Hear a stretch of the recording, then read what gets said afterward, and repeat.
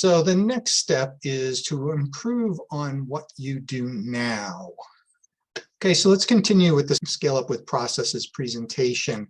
And I've already covered enough of why it's a good idea to begin to build processes. But now what I want you to do is look at your business and the items that you've listed that need to be done or need to be built into processes, and revisit the list and improve on what you do now so that you can maximize service and support.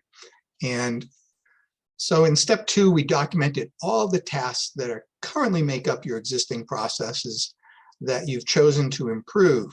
And in this module, step 3, you'll analyze that process to identify problem areas, and you'll decide how you will change, outsource, or automate elements of it so that things run more smoothly and reliably. When your analysis in this module is complete, you'll be able to move on to step 4, which is to redesign your business processes altogether. And that redesign will include all of the improvements you identify here, along with the things you've been doing all along. So we start by defining the scope or the boundaries of the potential changes to your processes so that everyone involved knows what constraints you must work under when you're identifying areas for improvement. What I'm talking about is you can't do everything. You can't always make changes. And you need to decide what you can and cannot change. And in order to avoid problems, the resources may not be available, etc. So we can't make all the changes we want to make all of the time. So we want to define the scope of the changes that we're going to make and be clear about what we cannot do to avoid future problems. And I'll go into more detail with that in a minute. So what we want to do is begin to look at these challenges that you may have. What are your budget limitations? Are you able to purchase new software? Does it make sense to purchase it? Are you able to increase your budget? Are you able to find people? Are you able to outsource?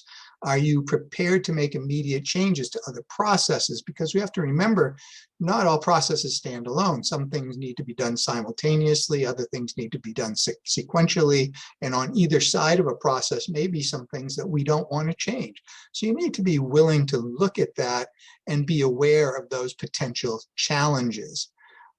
And as you're looking through your processes now, you want to look at what the main problem areas are or is, and you want to define the problem. Is the step unclear? Is the process unclear? Is it too complex or complicated? Is it too heavy on resources and maybe you need to slim down some resources? Is it too... So we want to take this main problem area and look for what can be changed here. So the process may be not clear enough. Is it confusing? Is it too complex or complicated? Are there too many steps? Are there irrelevant steps or steps that are missing? Or is it too time consuming? Or is it too heavy on resources financially or for people, your people, or outside resources, whatever that may be?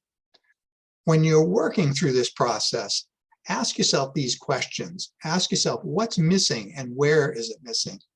Ask yourself what can be eliminated? Ask yourself what can be simplified? Ask yourself what can be outsourced or delegated to other aspects of the business. For example, I sometimes have people in the mortgage side of things and they do their own processing. Could they provide some processing through other avenues, either outsourcing it or hiring their own processor, maybe convince the brokerage owner to put a processing in-house or to contract with processing, whatever the case may be. So I'm just saying, where else can you go with it? And make sure that the process includes enough detail and information so that it can be easily followed. So that's when you're analyzing a process, that's what you want to do. So here is a sample process. I had used this in another example. And if all I did was say, for my weekly blog post, write a blog post, schedule it, publish it, and promote it, that's the process. Is that a good process? As you look at it, there are steps missing, are there not? So there are steps missing. There's not enough detail. So write a blog post, schedule it and publish it and promote it is a process, but we need to look at it more carefully. So for example, now that it's been written and published, where does it have to be uploaded? Is the format correctly? Has it been proofread? Has it been edited? All sorts of questions will crop up about what to do next and how to do it. There just isn't enough detail or information in that process. I showed you my longer process in another segment in order to enable somebody to reach the process's outcome. So let's look at another example. And the bottom line is you have to remember that your process will ultimately need to be detailed enough for someone to work alone or unsupervised or to outsource it and to follow it step by step to achieve its goal, right? Here are some more questions that you should ask and answer as you work through your existing processes. Are all the steps in the correct or best order? The sequences, are they correct to achieve the outcome? For example, could it be completed faster or more easily if you swap the order of any of the steps? Is a particular step, and I say this all the time, necessary at all? Can it just be eliminated or removed? What will happen if we remove it? It may not be what we think. Where and why does this process slow down or stall? Notice the sticking points or the friction points. When and why do errors occur? How many employee hours does it take from start to finish? How many employee hours are spent doing the work that isn't essential? Could that be reduced? How efficient is it regarding materials, resources, money, time, etc.? So we have to look at all of these processes with a different eye as we're going through this. Now, again, you may be doing all these things yourself, but you have to put yourself in that role. And then ask, can you automate any part of this process or the whole process? Can I outsource the process or part of the process? Can I coordinate with relevant team members in my company and other employees to help answer these questions and or to work with me to cure these problems?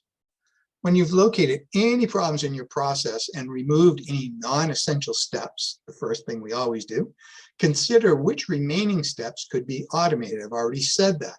The benefits of automation for your business include, obviously, increased productivity, obviously more efficient use of time and materials, and there's just a more consistent, better product coming out. Your service quality will go up, and you'll reduce the low workload and work hours for yourself and for any team members or employees you may have.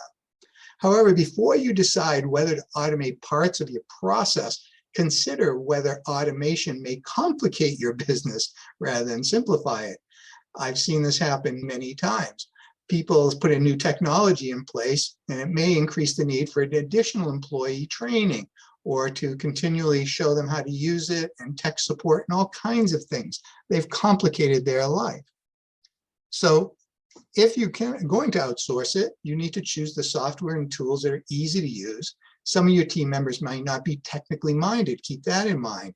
And intuitive and easy to use automation tools minimize the need for time-consuming or expensive training or having to do redos and your time to fix things. Automation is great when it's working efficiently, but as the saying goes, technology is great when it's working efficiently, but you have to have a backup plan in place if the technology fails or whatever might happen. You know what I'm saying, technology fails. To not just automate and forget about it. Monitor your results to check for the effectiveness of the automation in achieving your end goal, and as well as how the team members are using it and whether they find it beneficial or not. There are so many tools available for automating a wide range of tasks. For example, Zapier is a web automation app that automates your workflows from one technology to another. It can automate tasks that involve Twitter, HubSpot, or Excel spreadsheets, or all kinds of things can be filled out by Zapier.